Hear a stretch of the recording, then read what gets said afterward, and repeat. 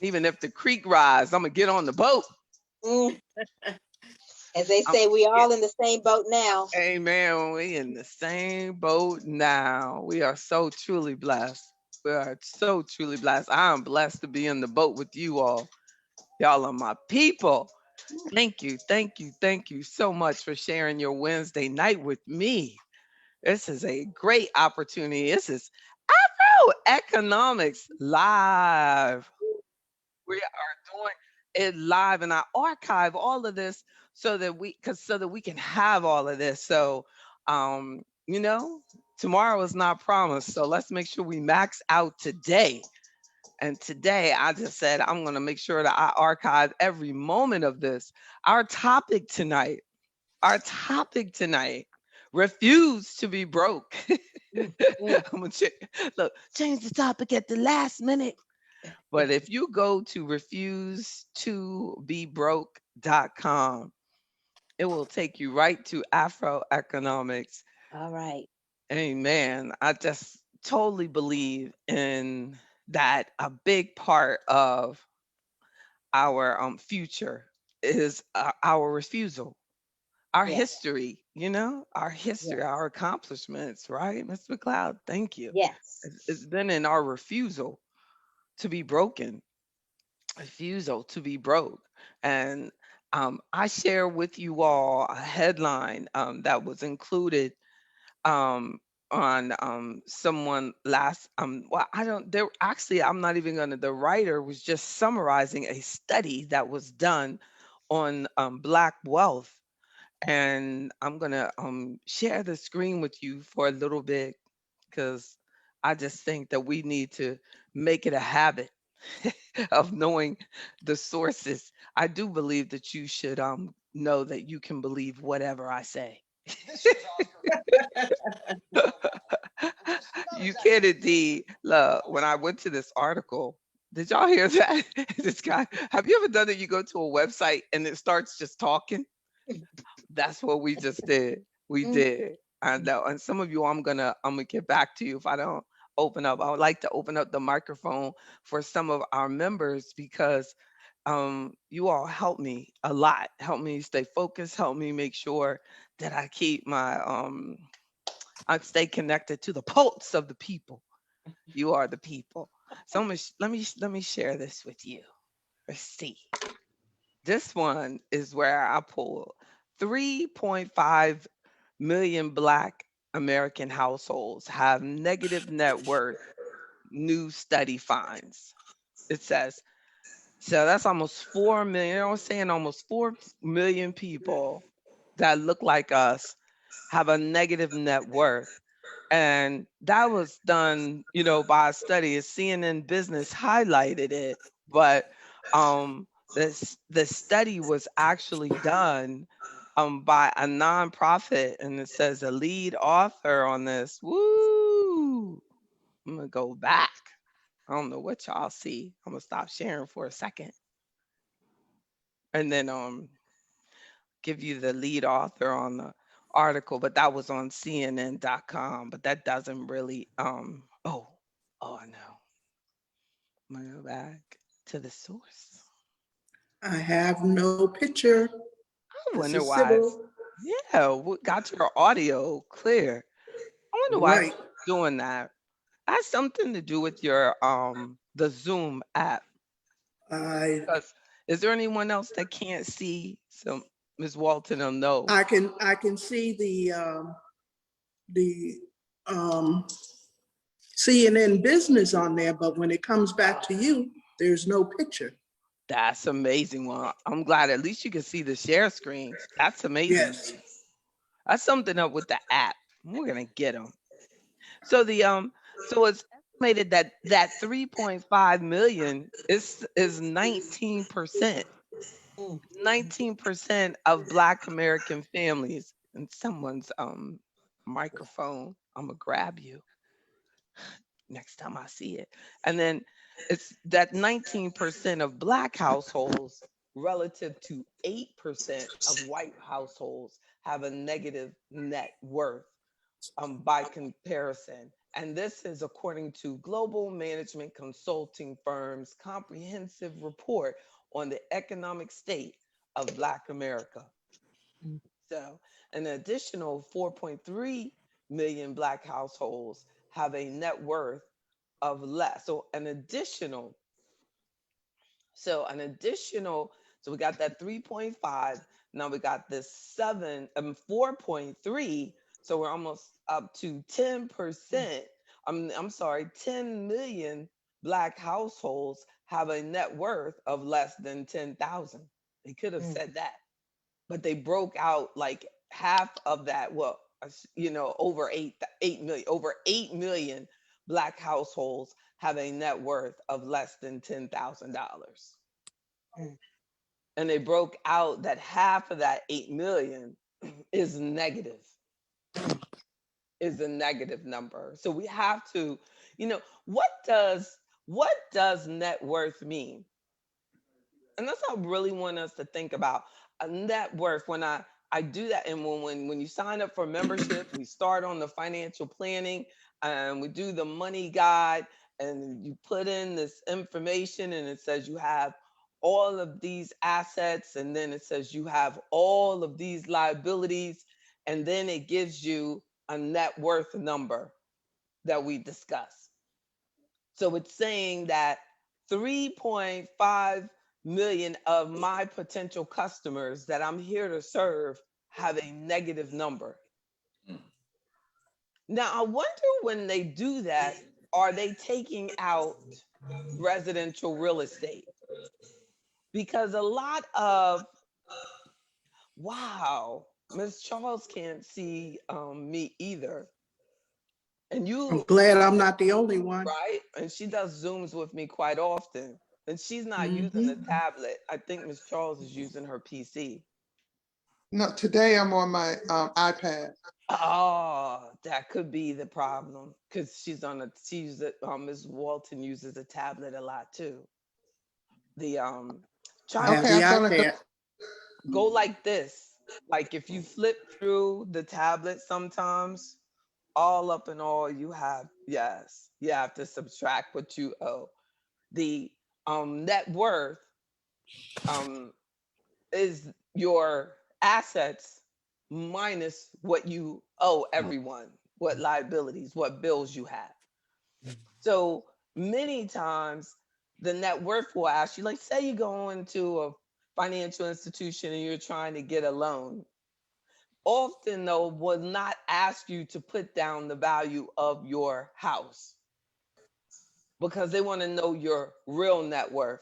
Because when you put down the value of your house, is it really true? Mm. Mm. Is it really true? What makes it true? Only when you sell it, right? Mm. You have to actually sell it at that.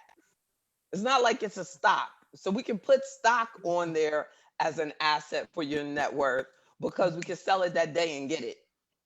Got it. But your house, your residential property, also, you also have to find somewhere else to live. Where you gonna live? So if they pull out the residential real estate for a lot of our community, that's all that many of our people ever own and never own, or ever buy Mhm. and never own.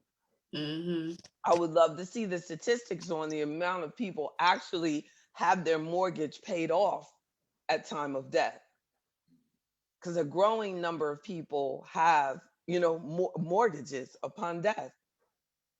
I have clients that inherit properties all the time that still have mortgages on them.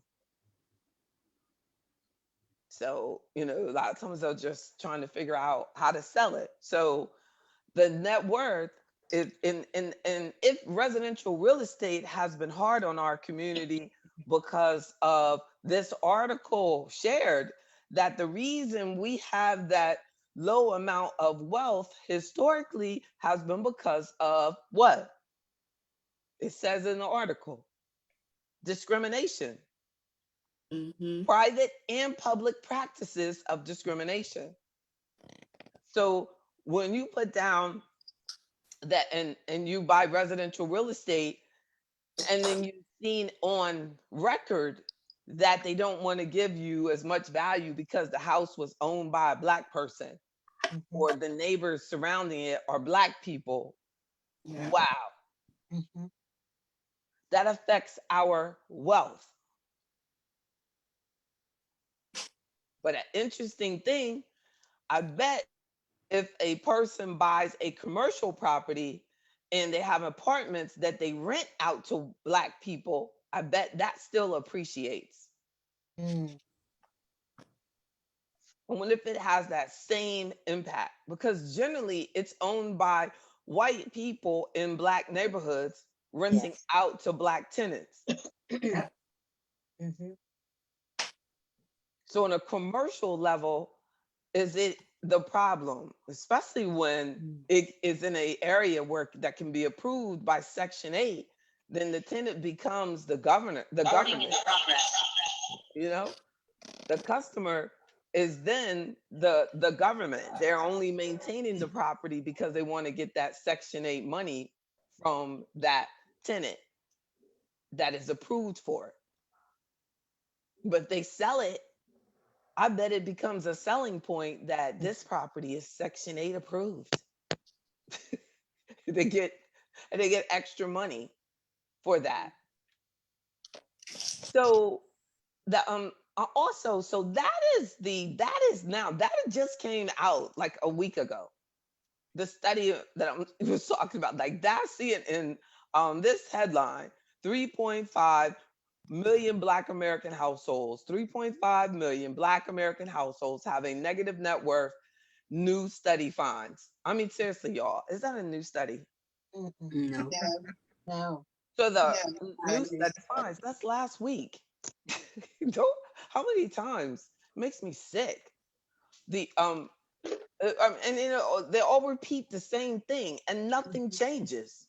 That's right. And the confessional of, oh, this is because of discrimination, as if like you that's writing it is separated from the people doing it. Mhm. Yeah. Mhm. The research is probably government funded. Mhm. Yeah. they got a they got a PPP. Mm. You know what I mean? They're doing this additional research. We're gonna see. We're gonna see. This doesn't even include the impact of COVID on our community, with the level of evictions and foreclosures that are about to hit. Yes. With Yep. we're just going to see. And this section of the article I found amazing, if for lack of a better word. The lack of participation by Black Americans economically, the lack of participation by Black Americans economically has substantial dampening effects on the broader US economy. Hmm. I guess that's why, like, if you look at my book and the first page, I say the growth of Black wealth, you know what I mean, is, and if y'all saw on that TV interview, that I believe that a financially strong Black community will create a stronger nation for us all. No, I didn't say the lack of participation by Black Americans economically has substantially, you know what I'm saying? No, but y'all need to know that by discriminating, you have created a problem for everybody, Yes. and we have to deal with it. Mhm. Yep. Mhm. The study also quantifies how Black Americans, who make up 30% of the US population, are. I just don't like, now, CNN, seriously, I just don't like the tone of this article. It's as if we're like not, you know what I'm saying? I don't know. Again, it's using shame. Woo! It's using, again, I'll bet you anything. This was probably basically written by someone not of color, Yeah. and or at least Yeah, directed but by someone not of color. all Chauncey had to do, it was written by Chauncey Alcorn, was just report the study and the information, but he didn't have to, like, I mean, It steward. makes And it this seem is like this it's, again, it makes it seem like it's our fault, yeah. which means it's our only our responsibility, that we're responsible for these statistics, because that whole Well, they're trying to say, but yet they're trying to say, like, the racial wealth disparity is the product of both representational imbalances and pay gaps within occupational categories. That means job choices. And it is surprisingly concentrated. It is a surprisingly concentrated phenomenon, the study. See, it says roughly 35% of all U.S. nursing assistants and occupation with a median age of 23,000, like 35% of nursing aides are Black, while only 5% of physicians and 4.5% of software developers. I mean, why did they choose those professions to pull out, right? They could have chose anything. I don't know why they chose those to pull out where we're underrepresented in. And then over in these, and 1/3 of all security guards, so that's 33% of all security guards and school bus drivers are Black. So it's obvious you all trust us. We're secure. We're trustworthy people. We're security guards. We're driving your children around. Your mom help you when you're sick. Oh my good. And we take care of you. Amen. Amen. And deal with your software. And then for us to be underpaid. Yep. Woefully underpaid. And that you should be ashamed. Like, you know what I mean? These are important jobs. Right. I don't care, a nursing assistant. That is vital. I don't need a nurse as much as I need a nursing assistant when I'm trying to get to a bedpan. I don't know. It's crazy the way things are, like, all misstructured. What in the world? And this is a bus driver looking like Kenneth Jones. and JB, school bus drivers are really they're not enough of them. This isn't even a school bus driver. I think that's a city bus. I don't know. That's a great. No, but but the article talks about school bus drivers. Yeah. And school bus now, we couldn't hire enough school bus. When I worked for the unions, we couldn't get enough school bus drivers. Wow. Isn't that something? And mostly because they don't want to pay them correctly. Yep. Right. That is a serious responsibility that is underappreciated. That is really sad if you think about it. Yep. But JB, most of the jobs that I think a lot of this is based on city living, because there's a lot of rural areas that have the same thing. And when you go up in the Appalachian Mountains, even in Pennsylvania, there's a lot of white counties. Black people are not driving those kids. They're not working in a nursing home. But when you get this information, it's mainly from the cities, major cities. Oh, true. Right. Oh, and I'll have jobs that, like, well, shoot, in the rural areas, there's a lot of Black people who are losing their farming jobs, like where I'm from in North Carolina, where they used to hire Black people for seasonal work. They ship in people from Mexico. To avoid hiring us anymore. Right. That is amazing. You know what I mean? I mean, that people used to depend on that income. But they're like, nah, they house them, put them up in the hotels and stuff, and then let them stay there for those 3 months or whatever, and then they take them right back. Well, I think they also buy them houses, because you see now that there's a lot of families, especially in the Black areas, where what are they?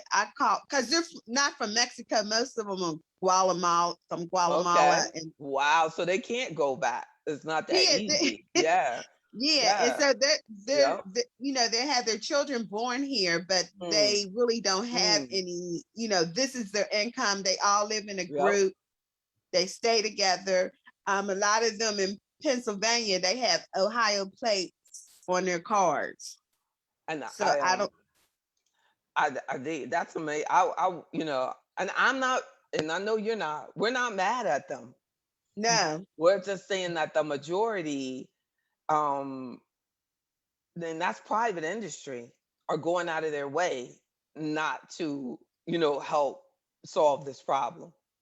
And that's pretty sad, but unfortunately, we have voted for a lot of people who have not realized what our community needs in order to build it. No, and I guess to clarify, like, there's a lot of people in the Democratic Party that aren't doing enough to help the Black community when it comes Oh to no.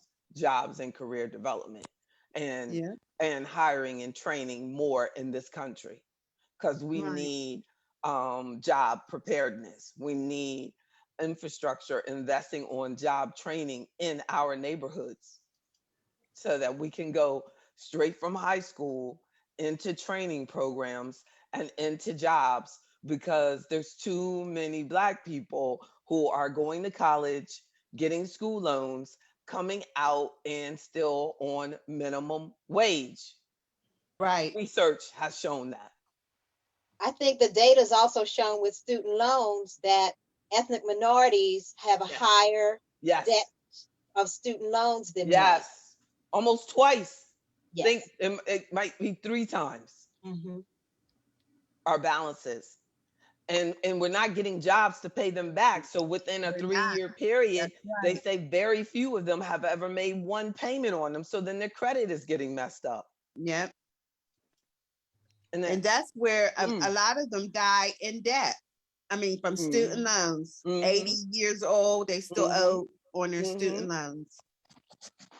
and I must say that as a financial advisor, I listen to a lot of the people who are in our socially conscious and political leaders, not like politicians, but I mean just leaders, and they feel that the wealthy people are the reason that we have so many poor people in America, that they feel that the wealthy people are the way out. And in my opinion, the wealthy people do not create the poverty in America. I believe that public policy, in my opinion, has Yes. created the poverty in America and has allowed it. Yeah. Allowed it. And instead of public policy doing its due diligence to just provide for all Americans equally and take care of reparations, they will encourage a fight between the wealthy and the less wealthy, when it Yep. does not have to be that way. It don't have to be that way. A person's wealth should be encouraged in the United States of America. Entrepreneurship and success should be encouraged. Employing people and building up people should be encouraged. Building businesses and enterprise should be encouraged. We should not have to go to work for the government. And if you don't get a government job, then you're going to have to be unemployed. It needs to be encouraged that we create businesses and employ people and make this world a better place. And the reason that is not happening is because public policy is not supporting the movement towards having your own businesses the way they do towards, say, a home purchase. Have you noticed that? Yeah. They have government guaranteed loans for a home purchase, but you cannot say, I want to start a business and get a government guaranteed loan. You can go to And get a college. loan. Yep. You can go to college and do it. So, but all of these things, you go to college, you're going to a college that's going to pay some money to the government, and then you're going to pay the government loan back to the government, and then they let you get a government loan for college.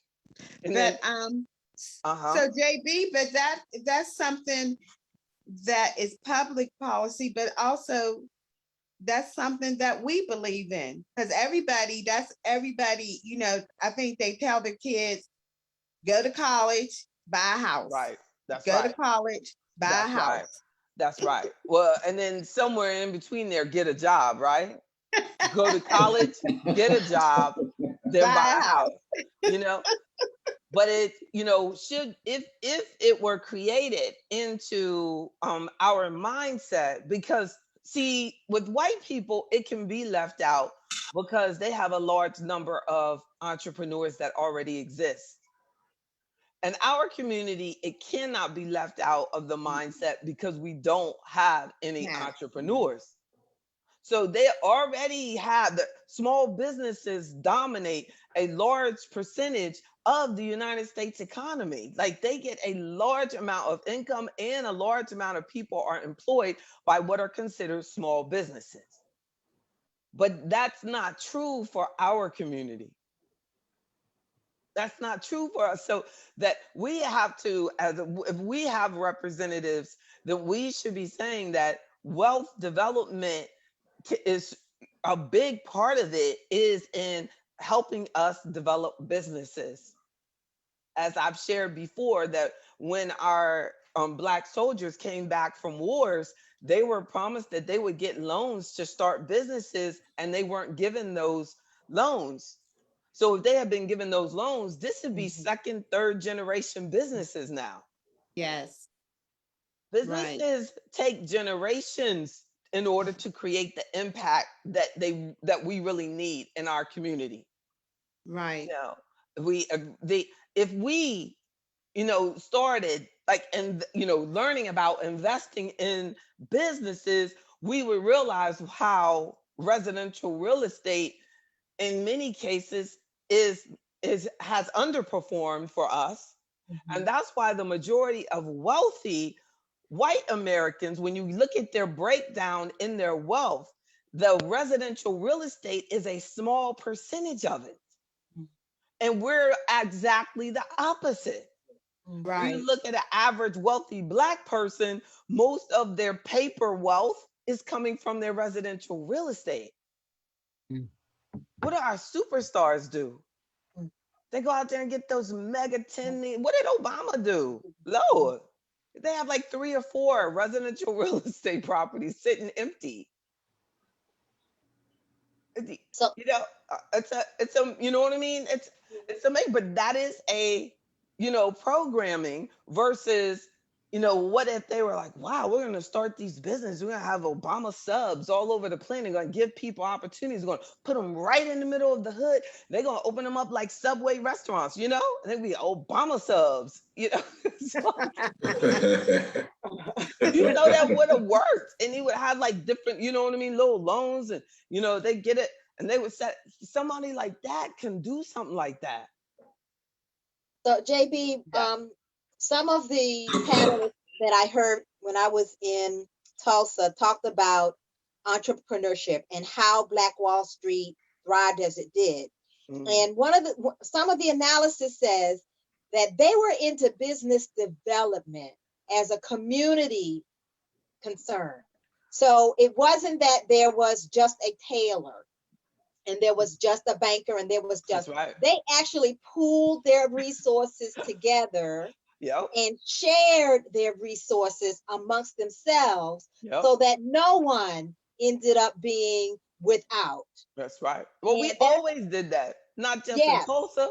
They did it in Maryland. They did it in North Carolina. We did it everywhere until we had that sit-in movement that we want to buy from you. You're going to let us eat here. And then all of a sudden, we didn't have to only go to the Black restaurant. We didn't have to only go to the Black hotel. I was talking about it in Richmond. We used to have this Black hotel, downtown, and then the family wasn't able to pay all their taxes and everything. That we have Black hotels in major cities. Where are they now? Thank you. But once we ran. So I guess my argument is that the articles, I'm like everything wants to convince us that we cannot get out of this negative net worth Mm, unless the government allows us to get out. mhm, And mhm, even worse is when they convince us that the reason that I have negative net worth is because that man over there is rich. mm, mhm, I Mm. don't see anything, positive in that. And I don't want to be used as a people for a mhm, way for you to heal your middle class. mhm, Because things get turned into like Abraham Lincoln. mhm, He wanted to win the war. mhm, So we ended up saying, okay, well then let's throw the slaves in there too. mm, But how many wars are, mm. won or lost, and we're the ones that don't get the benefit of it. Like what Right. happened? He said, I'm gonna give you 40 acres and a mule, and none of that happened. So then they write these little, things that, well, this is written by the Brookings Institute. And Mm. then this one, Brookings Institute, and he says they are saying closing the racial gap. This is the end of last year, 2020. Oh, Closing the heavy. racial gap requires heavy, Mm, progressive taxation of wealth. mm, Honestly, y'all, mm. unless they take that money from Bill Gates and send it straight to inner city schools, I don't see the connection. Mhm, And then they go in here and Mhm. talk about, so I'm supposed to get mad that the median white household net worth 10 times that. I mean, how many times they going to tell us this? mhm, Thank you, Vanessa, but I already knew this. All right. mm, If black households held a share of the national wealth in proportion to their share of the population, it would be it would amount to 12 trillion in household wealth rather than the actual 2.5 trillion. The total racial wealth gap therefore is $10 trillion. And there is a vital and vibrant conversation in America about reparation programs and other expenditure-based approaches to close the racial wealth gap. These investments are a moral imperative and an urgent economic necessity. Okay, so then what are we going to do? But any program to close the racial wealth gap will grapple with the reality of wealth concentration in contemporary America. The 400 richest American billionaires are have more total wealth than all 10 million black households combined. Like, okay. So, I mean, we can make this real quick. So, what we're going to do? So, the 400 wealth, okay, shoot. We repeat that. Any plan to eliminate the total wealth gap requires, in addition to transformative national investment in black households and communities, a program of heavy and highly progressive taxation aimed at the wealthiest Americans. mm, So, mm, any plan to eliminate the total wealth gap, in addition to transformative national investment in black households and communities, a program of heavy and highly progressive taxation aimed mm. at the very wealthiest Americans. Now, I don't know if you all know, but that makes absolutely no sense to me. I mean, comma and this and that. So, a comprehensive agenda to close the racial wealth gap would likely include reforms to income and estate Mm, taxation, plus new taxes on wealth and inheritance. mm, And a lot of that is in the American Families Plan that we talked about in the members meeting, that mhm, about changing the capital gains and getting rid of the step up and things like that. But there is no connection with mhm, that and reparations. mm. None. Yep. They're taking that and he's putting that into the administration wants to take that money that they want to increase the taxes, and they want to take that money, and that's going to impact black people equally. So when they inherit something, we're not going to get the step up either. There's no acknowledgement of reparations or taking these increase in taxes Right. and putting that into our community at all. That's right. At all. That's So right. that you can't sit here and like keep telling me about this racial wealth gap. And I've seen 1,000 of these graphics.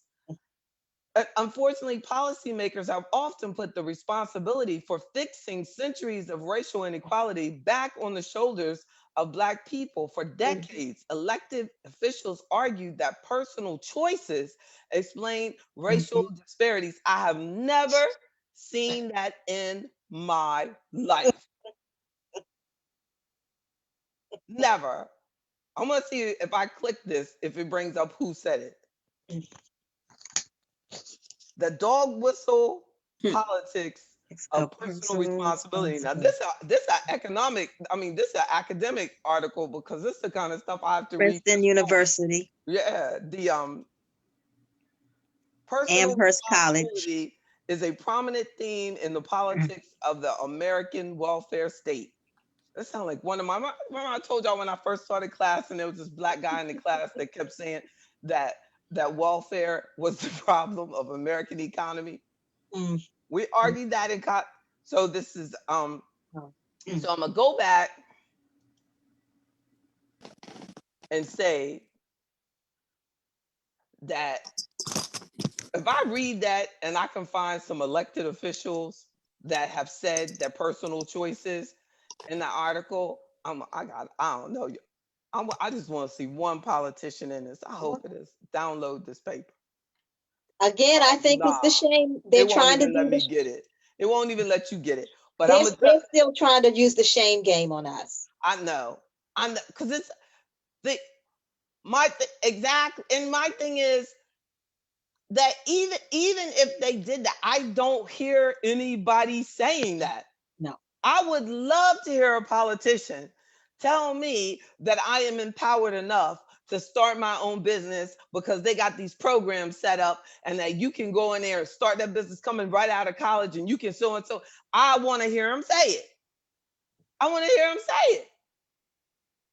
I don't hear them say that.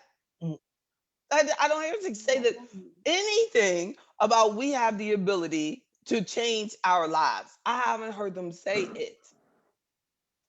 Everything that I hear them say is that I need this program from them in order to do it.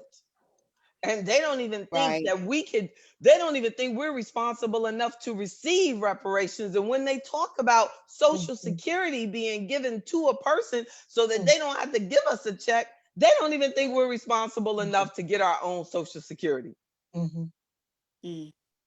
No.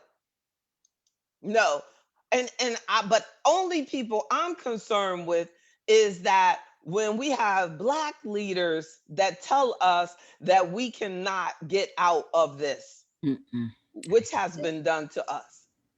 That's what hurts, because they feel that people like me who teach tax laws and talk about investments and help you reduce your expenses and help you reduce your fees, that they feel like that is opening you up to a life of frustration.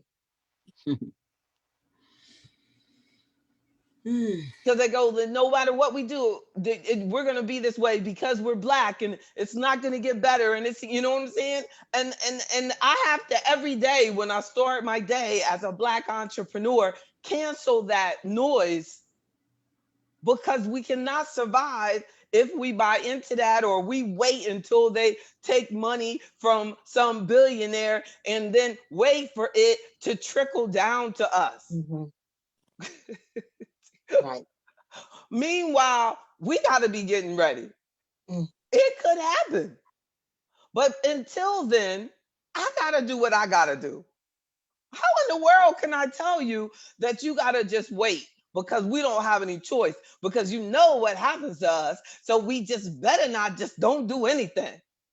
Just don't do it. Just waste it. It's like when a person says, well, you know, my husband said he didn't want to give me no life insurance because he said you ain't going to be I ain't going to get no life insurance. You're going to be have some other man in my house. What?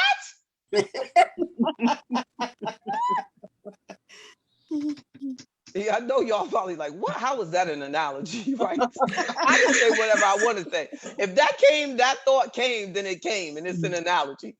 But it is because it's just like we have to control what we can control. You can't control what you can. That's out of your hand. I cannot control what's going on. But I'm gonna tell you one thing: I can control how many taxes I pay. I cannot sit there and just read a book talk about the tax laws were made for the white man. The tax laws also were made for the black woman and the black man. We better know the law. We better know the law. Look, the highway rules were made for the white man too. We got to follow those too. The speed limit sign is in black and white. You better drive that speed limit. We gotta, with these things, we have to maximize what we have and get this stuff to work in our favor. And then people go, I can't stand capitalism. Well, we don't even have capitalism. So if you can't stand capitalism, don't worry, because the government watches out for this stock market. And we ain't never lied. Look at it. Look at it. Talking about the Federal Reserve has nothing to do with the stock market. Right. That's a joke. If you don't like capitalism, then you need to be fully participating in the American economy, because we're not. They try to say it's mixed. If you look it up, the American economy. It says it's a mixed economy. Nah. Well, they'd all be gone. They'd all be struggling just like my 26-year-old business, if it weren't for the government writing some great big checks. When they had the recession, I was in a recession. These big banks were getting checks. Nobody wrote checks to little black businesses. Right. Did I close? No. You tighten up. You tighten up. Did I apply for a PPP loan? No. I tightened up. Did you see me sending you pictures with a pina colada on the ocean front? No. I worked. Did you see me have a great big wedding? No. You do what you got to do. That's right. You do what you got to do. Oh my goodness. We got to do what we got to do. Go back to our strongest state. Get to the point like it was old school. And that's how I feel. I don't want nothing from you. Just get out my way. And anybody that's ever known me knows that. That's how I feel. You ain't got to give me nothing. I ain't slowing nothing down. Anybody want to be associated with me, we going forward. That's the way you want to feel. Like, I wonder what kind of loan programs they got. Like, come on now, let's go. Work. So JB, are there black conglomerates out there in the United States? Do they exist? There are, I'm sure, some white people that have put together some programs and invited some black people in. No, I mean black upstarted. I don't know about that. I don't think so. I think we would I don't know of any. I think we are it. This is it. AfroEconomics is a black conglomerate. Let's call that, right? That's what we are. Because this is the only one I can guarantee you is 100% black owned. That's right. I can tell you, no, Radio 1 is not 100% black owned. Goodness gracious. We're going to pray for them too. Urban One going into that casino business. And I don't know who they're partnering with on that, but it's some people involved. So, again. Huh? I believe that, yeah. Yeah, there's some stuff going on, but it's working, it's working. And there's a point where you always are going to get tested. I can't tell you how many times in my life that I've been approached with stuff that's not in the scope of the stuff I set up. And you got to get to that point, well, damn, my life would be a lot easier if I said yes to this. You know what I'm saying? Right. This would really do it. Do you know what I'm saying? But you have to set rules and take the punch. set rules, and take the punch. And I'm gonna tell you, the majority of Black people who are committed to our community are not going to be big, unfortunately. There's a That's right. lot of compromising that's required to Yeah. get to a bigger level. Mm. Mm, just does. It just does. And it's not like when you Black and you stay committed to the cause that you get a pat on the back. It's more like Fred Hampton. You know what I'm saying? You getting Mm. shot. Mm. And they're doing and they're doing everything to get you, like, you know what I mean, intoxicated, so that you're at your weakest point. So they Mhm. intoxicate you. What they're gonna find? What your weaknesses? They gonna, you know what I mean? Is it women? Is it men? Mm. Is it drugs? Is it Yeah. money? You know what I'm That's it. saying? Is it stuff? Is it trips? Is it weed? You know what I mean? What they're gonna get you? Like with James Brown, like some I Mr. like G, that. Yep. Mr. Jenkins is quoting James Brown, and Right, yeah, he got it. I don't want nobody to Like, give me give me nothing. nothing. Open Open up up the the door. door. I'll get it I get it myself. myself. But Mm. look, Mr. Jenkins, look at how far he fell, how strong he was, how many stars we have. I really pray. I pray that God keep me strong, keep me focused, keep me with strength, keep me in good health. You know what I'm saying? Because we need someone who can say, I stayed the course. I stayed the course. Well, JB, Dr. Claude Anderson is saying that, but he has been on this path for a long time, and he doesn't get the backing of the Black leaders or anything, because we always, there's no But you know difference that, between the Doc, Democrat or the Republican. So, but we're all Democrats because we think they're the saviors. They haven't done anything. but They've had to I could help Dr. Anderson a lot. He should reach out to real entrepreneurs like me, because he lost that shit, that fish business, and there are a lot of Black investors, according to Black people, who lost money on. He had the fish business, and then now he's doing the train business. Yeah, And he's going to train. Yep. we have to be very careful. And I'm gonna tell you, anybody that partners with me knows I want everything in writing. I want everything right. legit. You know what I'm saying? And anybody in AfroEconomics, I've had AfroEconomics members come to me with the information from that idea, and I go, I need more info. We need more info, because according to what I see, Amtrak is coming in on that same track. So how can you compete with Amtrak? Really? Yep. Yep. So this stuff needs to be disclosed.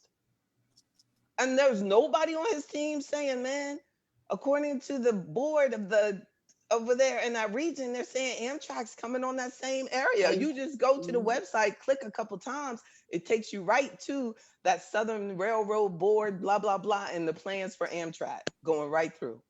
Mm. It'll also take you to the board members who are all white. Mm. Right. Mm. Mm. We need to, we gotta, but what I say, we gotta stay 100. We gotta stay 100. You cannot blame it on our people. If everybody, if I weren't doing right, do you think I could leave my mics open? They'd be like, Davey, where my money? Oh my God. What's going on? Blah, blah, blah. You know what I'm saying? I'm serious. God, give me strength. Mm-hmm. But it is, you know what I'm saying? 26, I'm looking at 30 years, because I was in financial services before my business. Mm-hmm. Like you gotta, like, and people try to blame it on Black people, but no, Black people are the most loyal people you can work for. We have our Amen. ways, but I'm telling you, as far as loyalty, it don't get better than us. Yeah. So, and we're gonna give us the benefit of the doubt. You know what I'm saying? And when they like you, they like you. You know what I'm saying? The only thing though, when they don't, they don't. But you cannot be not legit. And I tell Black organizations this all the time. If Black people get a little bit, like, let's just say you just knew just a little bit that I wasn't who I'm saying I am. You know what I'm saying? We'll back off. Like That's right. she ain't real. And but what we will do, which is amazing to me, is that sometimes we'll back off real and go to fake because we can relate to it more. That's something we got to check on ourselves about. Mm.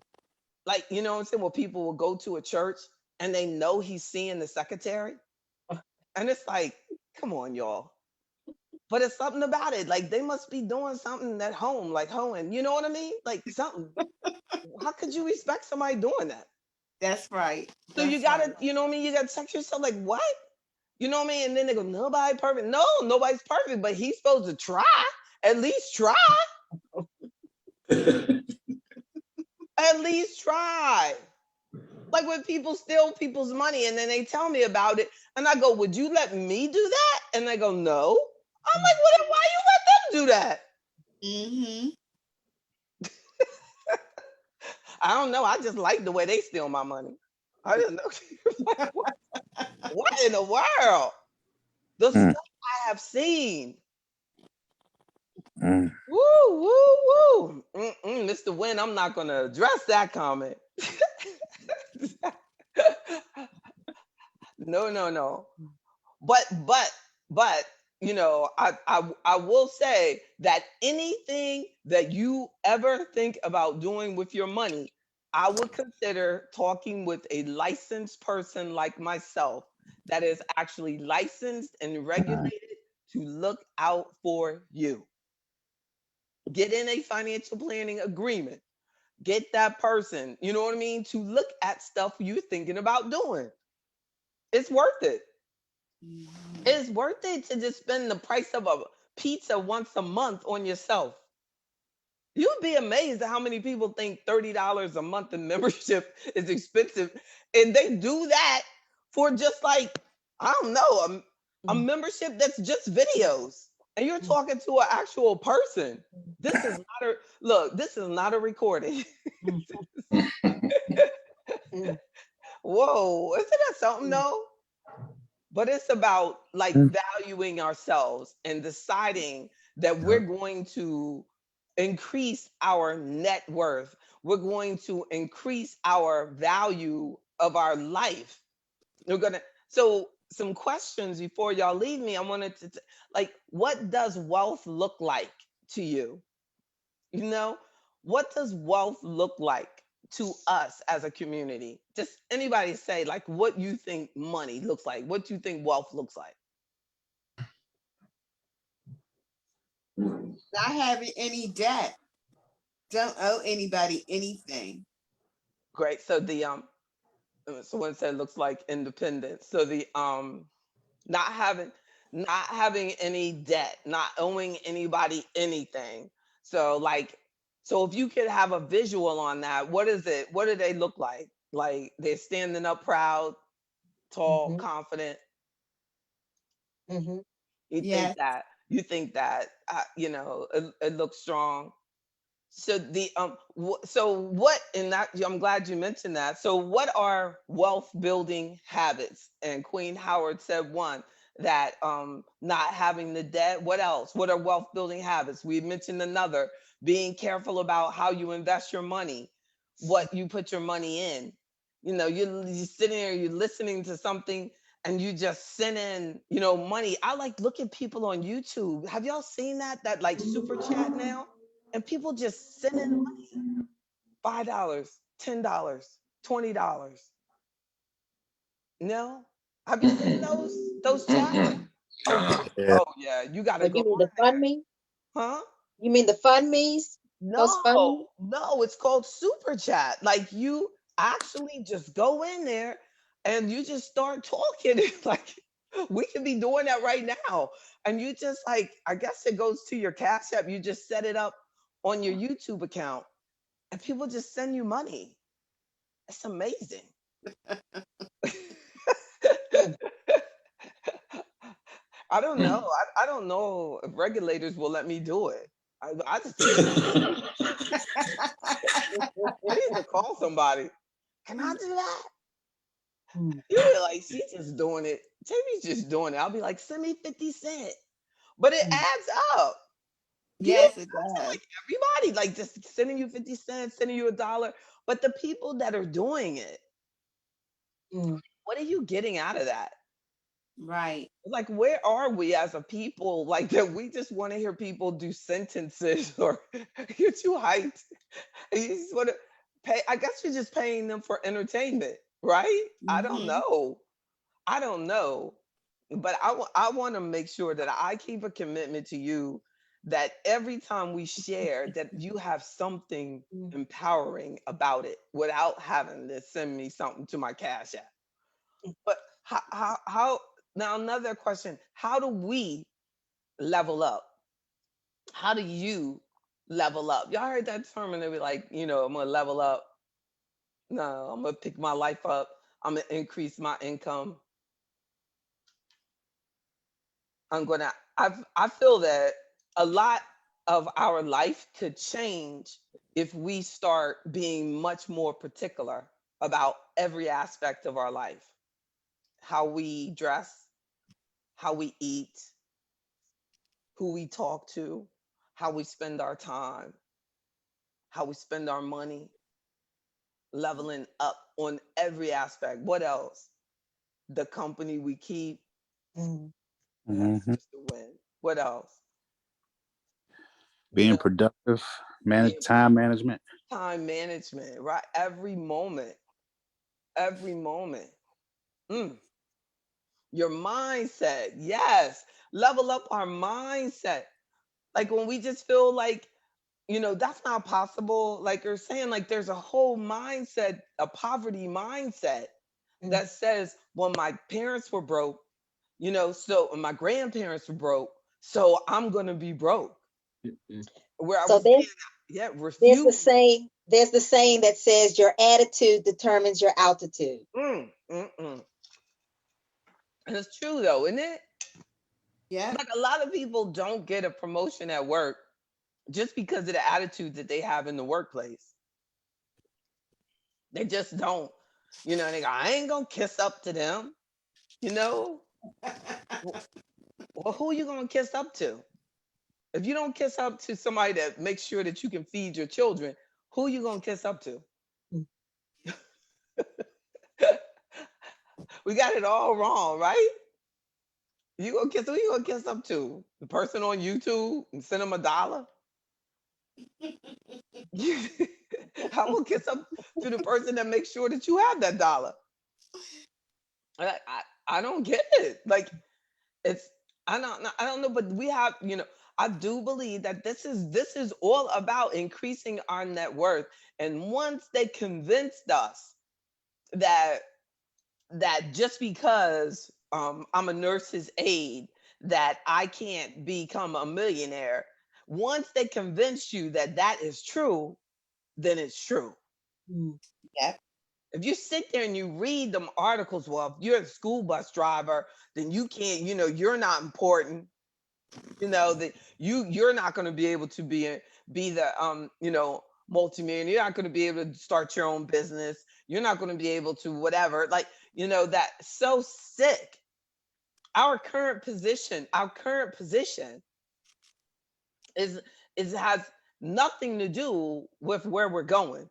Our current position is just where we're building. Mm. But what we do today does determine where we are tomorrow, though. Mm. But there's nothing wrong with doing a good job with exactly what you are doing.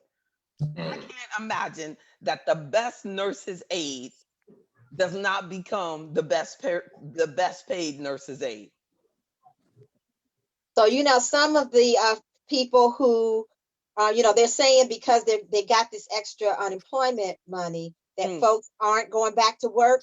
mm, No, many of them, after they're paying for mm, childcare and rent and stuff, mm. they're waiting because companies need them so badly That's right. that they're upping the ante. That's And right. some companies that were steadfast against like providing family leave, That's right. suddenly now they're offering family leave. That's Yeah. right. That's So right. people are they're realizing that they're worth There you go. much more than what it used to be. There you go. And I have 4 friends who Mm. waited out and they've gotten better jobs with better income and better and benefits because they refuse to go back to the same old that they had before, where they were living paycheck minus paycheck. That's right. That's So right. good. You know, Yeah. it's so good. All we have to do is to be constantly looking, though.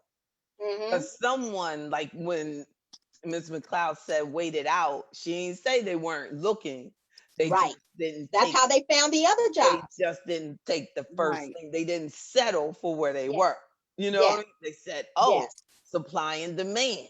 Mm-hmm. Mm-hmm. Supply is down. Now look, but some people gonna wait too long, and then everybody gonna have to go back.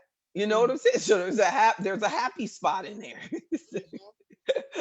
So Don't wait too long. that communal part of it, like two of my friends actually heard from another person who said, hey, my company, we really need our company is increasing the hourly rate. They're providing leave, so they're letting people know, go look, because they're out there. I love it. And it is. I mean, there's a huge demand now, you know, but that's a very good point. Because I saw, like, I think it was like one of the fast food companies is now offering a cell phone if you take a job. They know what to do. Like, you know, they're like, these kids love cell phones. Let me get them a burner phone. You can throw it away at any time. They're good. Exactly. But and then I also I want to reiterate that we need to continue to make effort to know ourselves. You know, and I just wanted to just say, and I just wrote this down: just know thyself and remember our ancestors. You know, in all that we do. So, final points. And know that a car purchase immediately reduces your net worth. You know why? Especially, and I'm saying a car purchase that, yeah, I mean, even if you buy it with cash, a car purchase reduces your net worth. You know why? Because it depreciates. Immediately. Immediately. So, like, Soon as say, you drive it off the lot. as soon as you drive, so if you took $5,000 out of your cash to buy the car, well, to $50,000, 50,000 the average car now, $50,000 out of cash to buy the car. When you drive it off the lot, it's now worth 45. So you took the cash out, but you put back an asset that's only worth now 45. So every especially if it's a new car, it decreases your net worth, and we really need to think about that. Isn't that something? Except for like now, you know, where they're saying that, you know, there's a high demand for used cars, something like that. Remember, I think it was you, Mr. Jones, was like, you might get more for your Jeep now.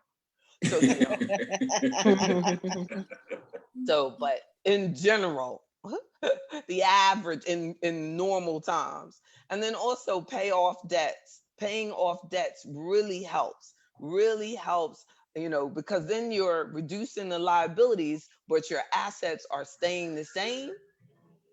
So that's a way to increase your net worth, you know, by reducing the debts, getting rid of the debt. And then um in investing.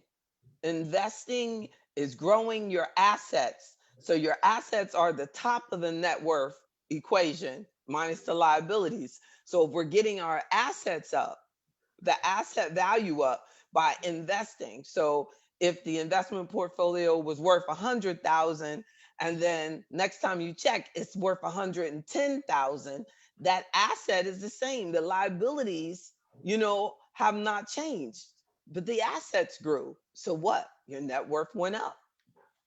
And then another way to approach a net worth emphasis is let's start thinking, you know, more in generations. Let's think in decades, right?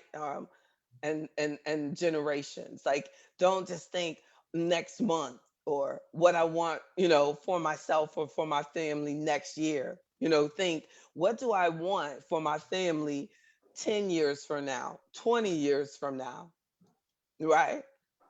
And then you know, and then also don't spend on anything that's unnecessary. You know, that unnecessary spending pulls from your cash, reduces your assets, and you're not buying anything.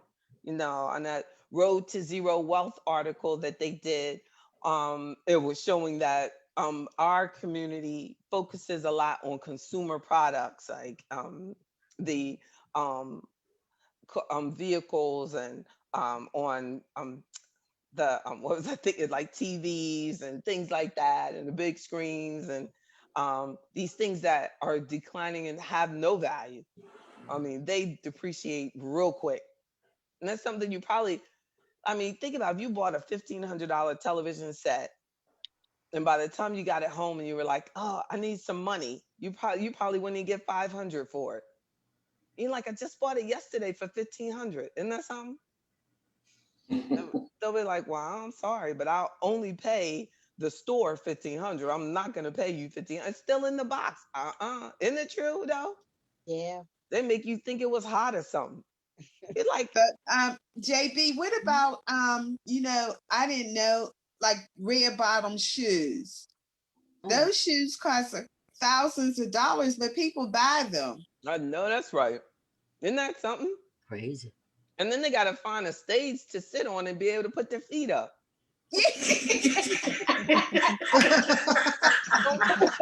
Right, Miss Charles? Like that to me, that's the only people that really get their money out of it. You know what I'm That's saying? right. Like, really Yeah.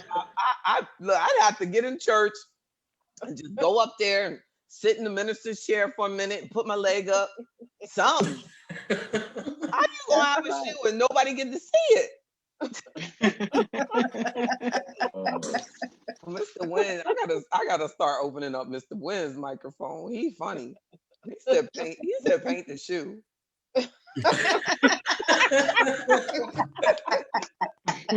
Another funny Kenneth.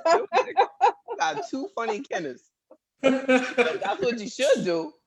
You know, that's exactly what you should do. It's so true. That would probably go down in value quicker than the TV, right? Yeah. Then you gotta find somebody for that shoe size. Yep. And they'd be like, "I don't want that red bottom. Is it real?" They probably wouldn't even think it was real. They'd be like, "You spent that? You crazy." They're like, "She spent that much money." And so stop the unnecessary spending. Consider starting a business. Building a business is building an asset, you know. But if you have to go into debt to build the business, then it's kind of works against you. But at least if you go into debt for building a business, you can write off the interest. It's all a business tax deduction. So if you had to like buy equipment or buy things, that's leveraging, and that's a little different. That's a lot better than consumer debt that has no tax benefit. Business debt, at least you can write off. And then finally, make sure you know your net worth, and think about knowing your net worth without including your primary residence, because you have to have a place to live. So you don't want to, include it as if that would be part of what you would use if you had to take care of things. So if you take out the primary residence, you also could take out the debt associated with the primary residence too, though. So know that. But it would look a lot different, as everybody wants to double the value of their house when you do a net worth calculation. It's 2 million. I can get 2.5 million anytime, right? Exactly. You're like, but sometimes people do have a $2.5 million house, and then they have a $3 million mortgage on it. So it still would be considered a negative net worth. So negative is negative. Sometimes we think negative net worth, and we always think it's a person that doesn't have a lot of money. But I would argue that a person with a lot of money is more likely to have a negative net worth, because they're more likely to be able to get all those loans and stuff, and get those liabilities, right? Or another person, they might have a positive, they might be holding it down for the whole community because So they're like, I don't owe anybody anything, and I'm just riding my bicycle. I'm good. Exactly. Good. He's good. Well, thank you. Thank you. Thank you. Thank you. Thank you all so much. Don't hesitate to email me at jb@jbbryan.com or jb@afroeconomics.com, or just go to afroeconomics.com and hit the chat. There's a little chat right there, and that goes to my email right as well. How you doing, Miss Davis? Oh, there you go. It's so good to see you all. Thank you all so much for sharing your night with me. How you doing? Look, I see Miss Richardson. I can't see a lot of y'all after you when y'all come in. Happy birthday, Miss Walton. Thanks. The other Miss Walton, Evangeline, had a birthday recently, and did Miss Grannis, did the picture ever start getting better? I had you all along. I never lost you. Somebody said they did. It was I forgot. Oh, Miss Charles, yeah. Thank No, you. Welcome, Mr. Wynn. You never got me back. Wow. I went on the laptop. I can see you. Oh, good. But the Can you- tablet did it, huh? The I Yeah. can see you. tablet, wasn't it? Yeah, I'm glad. How you doing, Mr. Harmon? That's so good. Good to see you. Henry H. Good stuff, JB. Good stuff. Harden. I have a cousin named Henry Harmon, and I always want to call you, but he's Henry Harden. Oh, thank you. Thank you. Thank you so much, Mr. Jones. And before you all go, remember Friday is our members only. And then also our speaker is Ms. Muhammad, a certified natural nutrition professional.